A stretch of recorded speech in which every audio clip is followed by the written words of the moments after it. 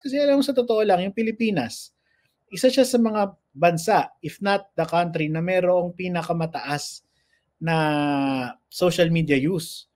Pero alam mo, ang Pilipinas din ang may pinakamababang digital literacy rate. Pag-uusapan natin ngayon sa cybersecurity sa Pilipinas. At hindi naman ako hindi ako expert sa mga ganyan, but we have an expert about sa mga pangyayari sa recent database sa Philippines, particularly yung PhilHealth. At inahin na natin si Mr. Ronald Costillo, na National Campaigner ng Digital Pinoys. Hello, welcome to the show sa Explain Why. Kamusta po? Mabuti naman po. Kamusta po kayong lahat? Okay, first question. Itong PhilHealth data breach, gaano katindi yung hacking sa PhilHealth? I-explain nyo nga, paano nangyari ito? Ano yung zero day neto? Yung zero day, medyo hindi natin na kung kailan exact, yung kailan mismo yung araw na na-capture yung data, no? Pero meron kasing merong ilang days before inamin ng PhilHealth na naka-experience sila ng ransomware attack. Meron ng mga chatter online sa mga cybersecurity forums, sa mga hacker forums. So may chatter na meron silang nakuhang mga yung Medusa Group nakakuha ng data from PhilHealth. So eventually talagang hindi na kinayang kumbaga hindi na na-contain yung information, so lumabas na rin ito sa mainstream media. So ang dinisclose unang-una ng PhilHealth ay merong na-capture yung mga member data na-capture yung mga employees data nila. So yung employee records nila nakuha daw ng Medusa Group at nilock nila ito, in-encrypt nila at nag-demand yung Medusa Group ng $300,000 as ransom para ibalik nila yung mga data na kinuha. So initially, hindi sinabi kagad ng government about yung data breaches. So kailangan pa mapunta ng ibang or other sources na sinabi na ganito yung mga. So ngayon, how many data talaga ang nakuha nila? Kasi iba-iba mga nagsasabi, may sabing 600, may sabing 700, 160 folders. So ano ba talaga? Well, yung nung nag-investigate yung National Privacy Commission, nakita nila na merong 730 gigabytes ng information yung involved doon sa ransomware attack. So ganun siya kalaki. Nung una kasi talaga dina-downplay talaga kasi ng PhilHealth nung mga umpisang part. Parang nung una, yun nga, parang sinasabi nila na hindi, employee records lang yung nakuha. Then later on, doon sa investigation ng Department of Information and Communications Technology at saka ng National Bureau of Investigation, nakita nila na hindi. Merong member data information na kasama doon sa ransomware attack. At nung in-access na nga ito ng National Privacy Commission, nakita nila 730 gig yung data na attack. So sa mga ordinaryong Pilipino na nakikinig at nanonood nito sa iba't ibang bansa, ano ba yung Medusa? Hindi ba yan yung, kasi di ba sa television pag sinabing Medusa yun yung maraming mga sawa. So ano ba yung Medusa na yan? Isa bang grupo na yung Medusa ay isang hacker group na gumagamit ng ransomware attacks para mag-demand ng ransom. Kumbaga parang kidnapper kidnapper na kinuha yung information mo, yung mga data mo, tapos i-encrypt nila using their software, tapos sisingilin ka ng ransom.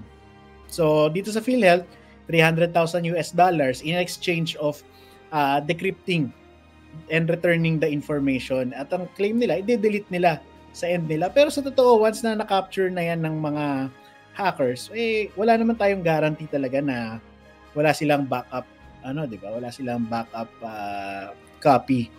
Hindi natin mapangahawakan yun. At ayun, kumbaga talagang gusto lang nila kumuha ng ransom. So anong pwedeng gawin ng mga hackers dito sa mga data na to na nakuha nila na extract? Well, unang-una, yung isang yung primary na ginagawa talaga diyan, binebenta talaga online. Meron talagang mataas na demand for this kind of data para bilhin ng mga cybercriminals, ng mga shady na kumpanya, 'di ba? Talagang yan kasi gagamitin nila yung mga identities para mag-create ng bank account. So kumbaga gagamitin yung identity ng mga tao para mag-commit ng krimen. Pero sa kasong ito, hindi nila binenta yung information. Ni-release nila publicly. Kumbaga parang, okay, di kami kumita, pero sige, yari kayo ngayon. 'Di ba? So, kasi sinayo, kakaiba ito ha. Excuse me. So kakaiba. So imbis na pina-ransom nila, binigay nila publicly. Ano sa tingin mo yung kanilang rason why binigay nila publicly para makita yung data? So baka naman mag-phishing na naman niya kasi i-click nila yung mga link, then makakuha sila ng additional data sa mga interesado or curious about sa kanilang pinublish. Iklaro natin, no? Well, nagbigay sila ng deadline ng ilang araw para mabayaran yung ransom. Pero syempre hindi naman policy ng government yung magbayad ng ransom. So wala talaga nangyaring bayaran. Kaya ang ginawa ng Medusa Group, ni-release nila publicly. Ngayon, kung bakit nila ni-release publicly, according to the according to the Department of Information and Communications Technology, kinargahan ng malware yung mga files, no? So kung sino mang mag-a-access, pwedeng ma-infect ng mga malware na to. Pero syempre, yung iba naman na nakapag-access na, dine-deny nila, parang sinasabi nila hindi, walang malware, pero may risk, 'di ba? So kung ano yung intention nila, kung bakit nila ni-release for free, tingin ko ayun nga, pwedeng kumbaga parang kinargahan ng virus, kinargahan ng malware, or talagang kumbaga parang just to spite the Philippine government na ayaw nyo magbayad, edi ikalat na lang natin tong impormasyon nyo para magamit ng kung sino man at hindi na namin kontrolado yun. So, this could be a veiled threat na ito yung kaya namin gawin. Ito yung extent ng pwedeng mangyari kapag hindi kayo nagbayad ng ransom. Kaya, ang tanong ngayon, may posibilidad bang ulitin nila yan? Definitely meron. Okay. Sunod na question ko sa iyo. Ito ba yung mas malaki ba to sa COMELEC na link noong 2016? Oo, actually ang sinasabi ng gobyerno, this is bigger than COMELEC leak kasi parang dati ay merong parang 55 million registered voters. Pero ito kasi mas malaki yung hindi ko na ma-recall kung ilang gigabytes yung involved dun sa COMELEC.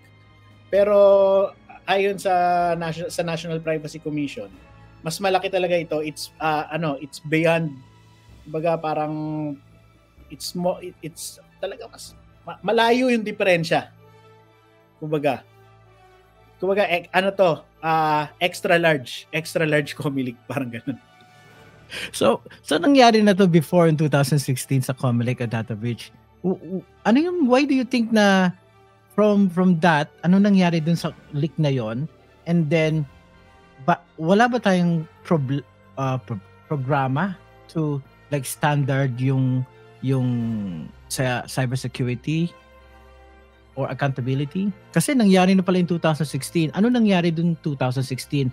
Did they recover it? Or ano yung plan after nun?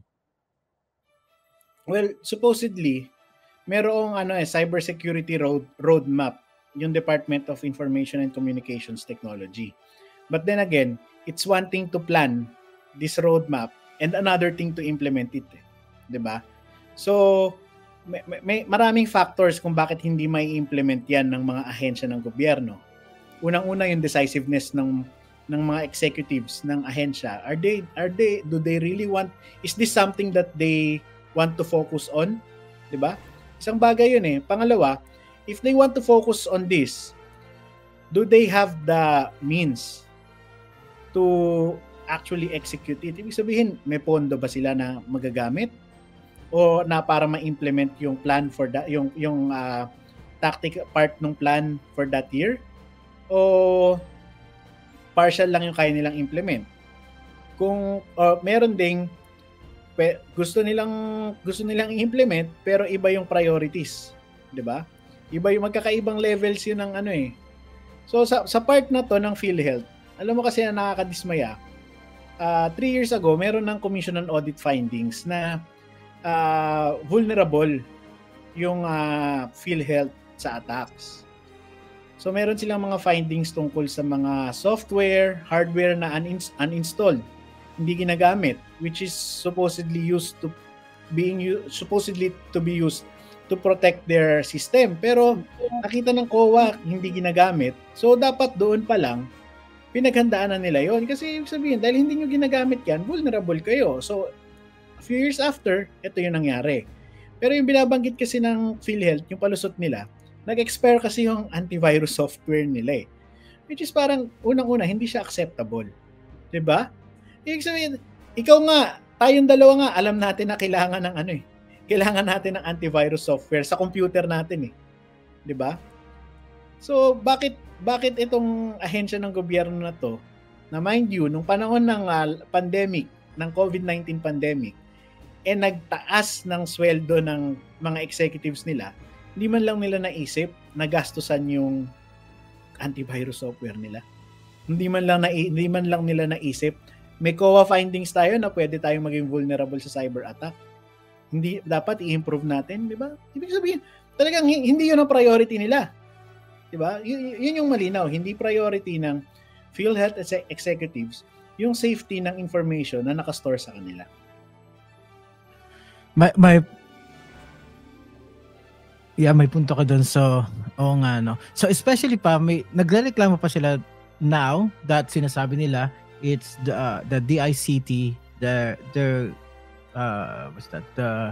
budget from 1 billion to 2022 and next year is 300 million for the next year.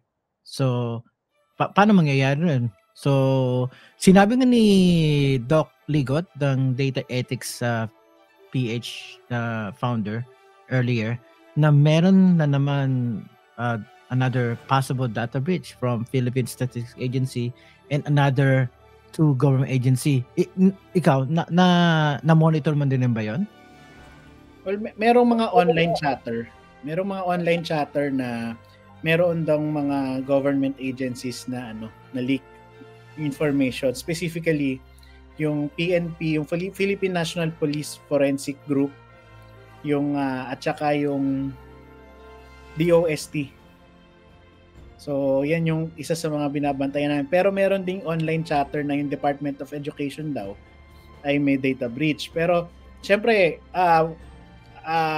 hindi natin tinitake in face value na na nagkaroon sila ng data breach. So, iniimbestigahan din, tinitingnan din natin to, minomonitor natin, at hineads up na rin naman natin yung mga kaibigan natin sa gobyerno para tignan din nila. Kasi the earlier na habang chatter pa lang siya, ma-check na nila yung veracity kung talaga bang merong data breach o wala. Kasi mahirap din yung kumbaga sa panahon ngayon na sobrang daming cases ng data breach.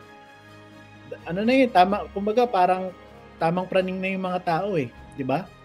So they can some people may actually spread rumors kahit hindi totoo na may data breach, pero yun na nga, dapat tignan din ng gobyerno kung totoo ba yan.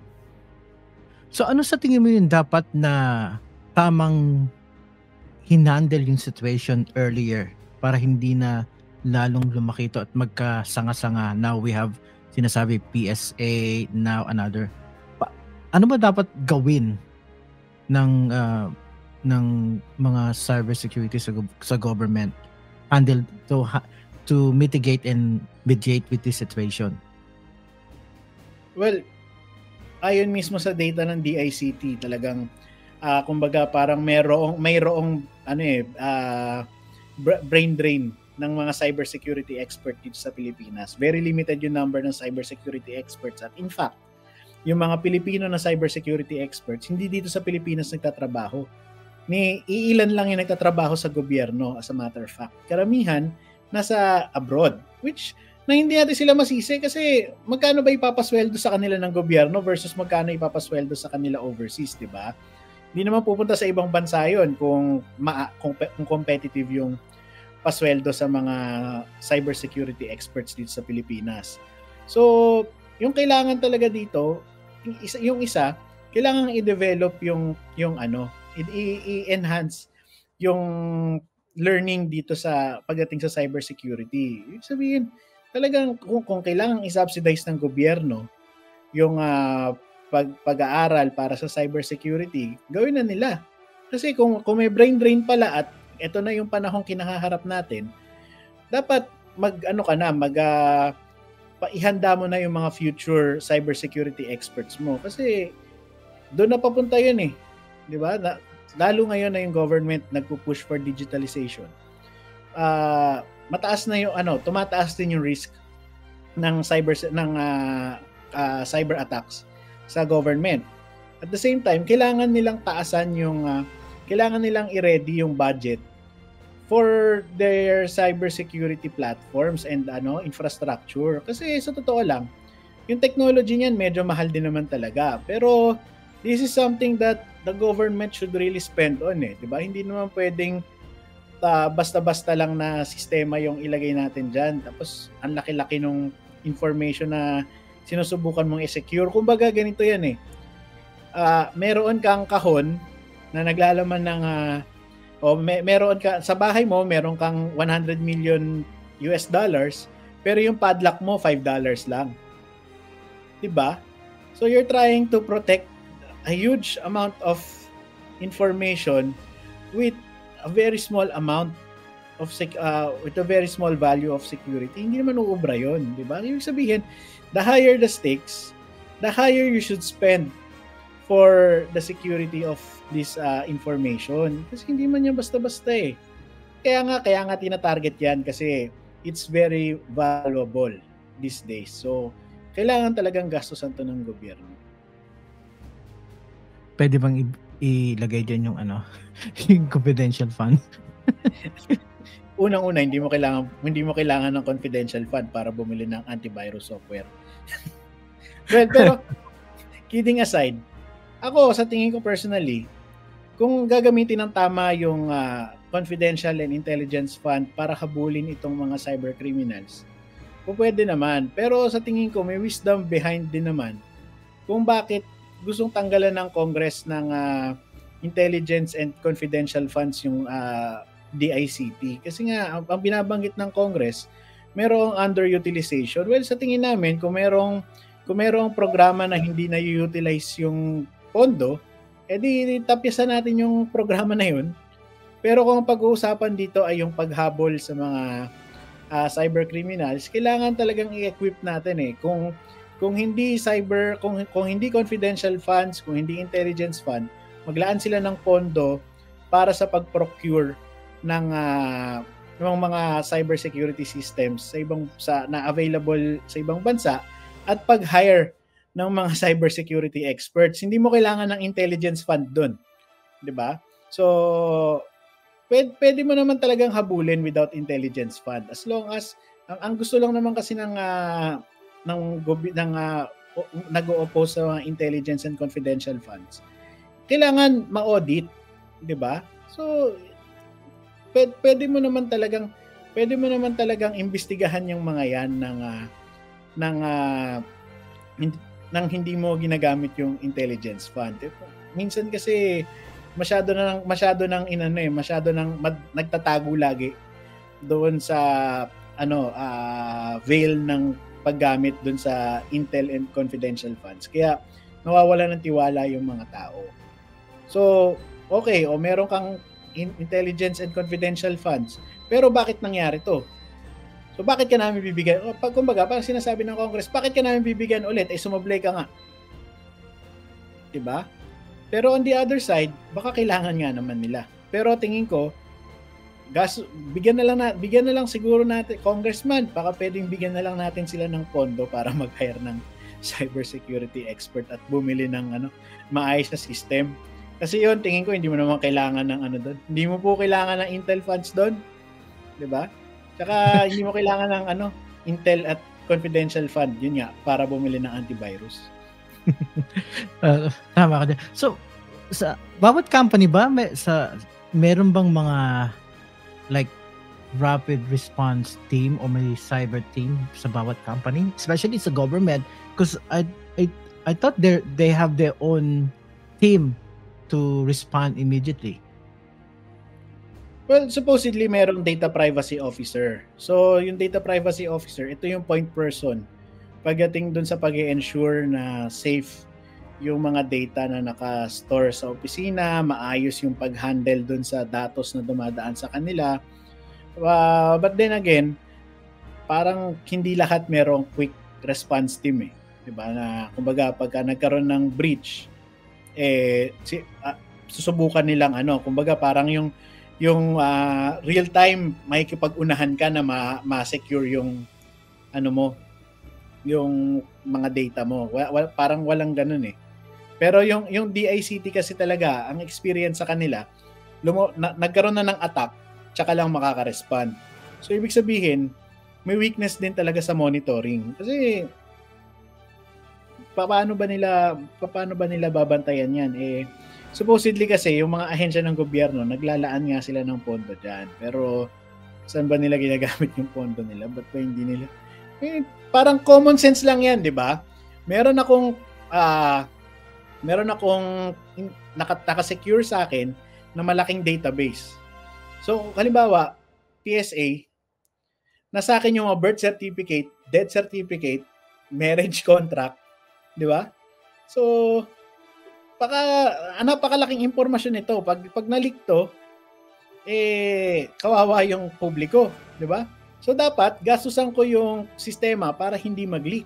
'Di ba? Kumbaga common sense 'yun eh. Pero saan napunta? So October month is aside sa Oktoberfest is Cybersecurity Month. Cybersecurity Month ngayon. So, ano yung advice mo sa mga kababayan natin na potentially kasama sila dun sa data breach dito sa PhilHealth? Ano yung sa tingin mo yung advice mo na pwedeng gawin nila to protect yung identity nila? Kasi magagamit na yan ng mga cybercriminal yung identity, either makaka-apply sila ng loans, home loan, car loan, credit card. Ano yung advice mo sa kanila? Ang hirap i-advise nung 'di ba? Nung magpalit ka na ng birthday. Kaya magpalit ka ng address. Pero sa totoo lang, the public can only do so much eh. Ang hirap magpayo ngayon.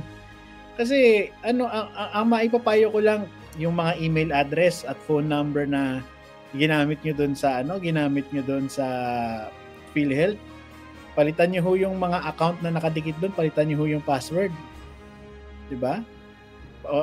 Pag-transact na ho kayo sa PhilHealth, i-update nyo ho yung information nyo, palitan nyo ho yung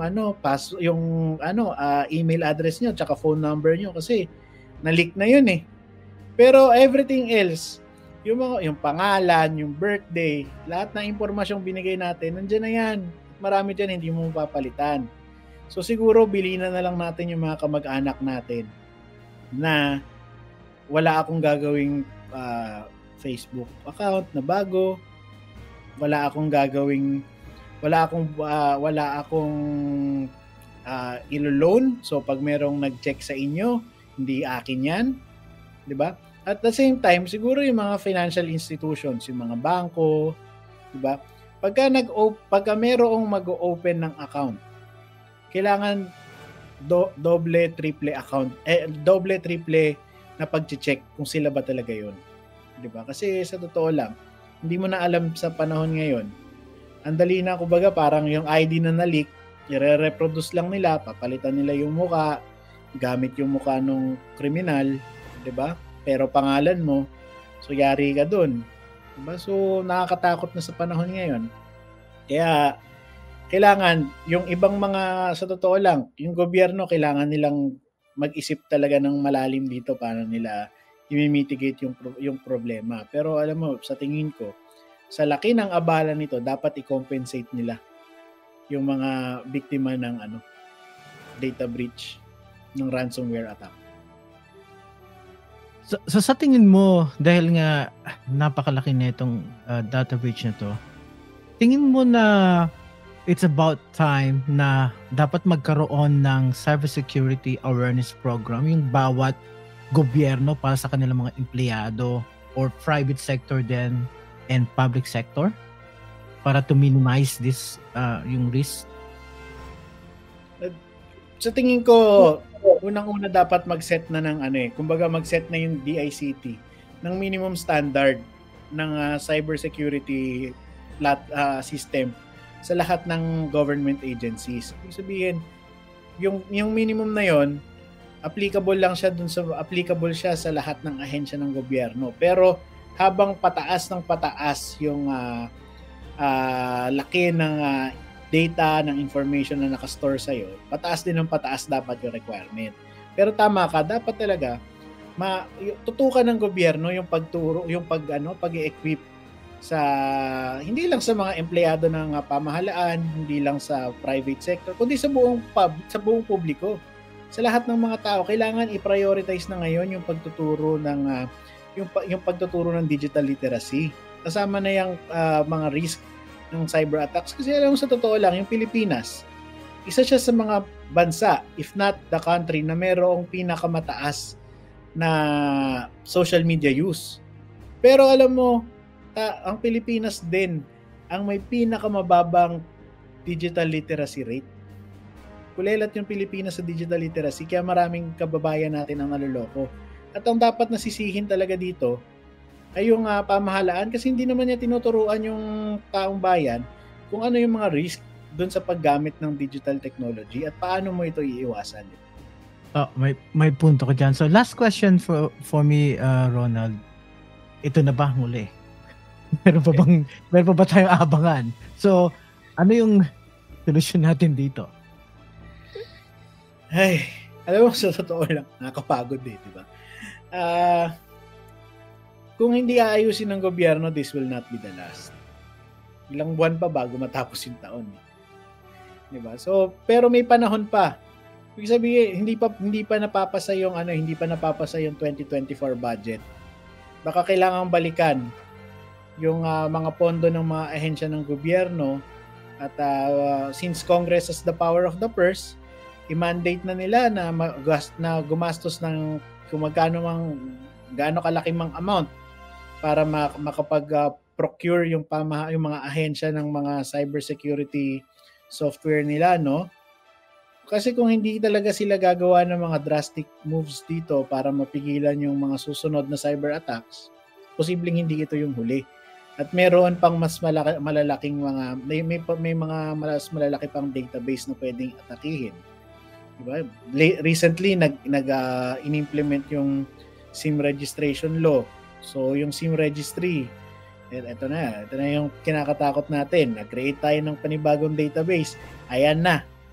So nangyari sa PhilHealth, hindi imposibleng mangyari sa SIM registry. Meron pa tayong actually ayoko na palang banggitin kasi baka mamaya may nanonood tapos maisip nila pwede pala yun. Di ba? Pero this could not be the last. Kahit pa bilhin ng gobyerno yung pinakamagandang available na the best available technology, hindi na ba mangyayari? May posibilidad pa rin kasi ang teknolohiya nagde-develop yan eh. 'Di ba? So we will always be playing catch up with cyber criminals, pero hopefully sa mga susunod na panahon may kakayanan tayong i-fend off yung kanilang mga attacks. Pero kung ganito pa rin yung i-implement natin for the next years, baka wala tayong tsansa, di ba? Kaya kailangan talaga nagawa na ng paraan ng pamahalaan na masolusyonan ito sa lalong magaling. Maraming salamat, Ronald Castillo ng National Campaigner of Digital Pinoy. So, before you go, saan, in case yung mga listener natin at mga audience, they need to contact you for anything like advice, paano kayo ma-contact pala? Yung website natin, pwede silang mag-reach out dun sa website natin na www.digitalpinoys.org. Pwede rin sa Facebook page natin, yung Digital Pinoys. Meron din tayong TikTok, may Instagram tayo, may Twitter tayo. So kung may mga katanungan sila, pwede silang mag-message dun, no, para tingnan natin kung kaya nating tulungan, no. Pero hinay-hinay lang po tayo kasi puro po volunteers dito, pero we'll try to help as much as we can. All right. Maraming salamat, Ronald Castillo ng National Campaigner of Digital Pinoy. So ito na naman po yung isang another episode po na Explain Why. It's parang start with why. Why what's happened? Paano nangyari ito? Maraming salamat at see you po sa susunod na episode. Thank you.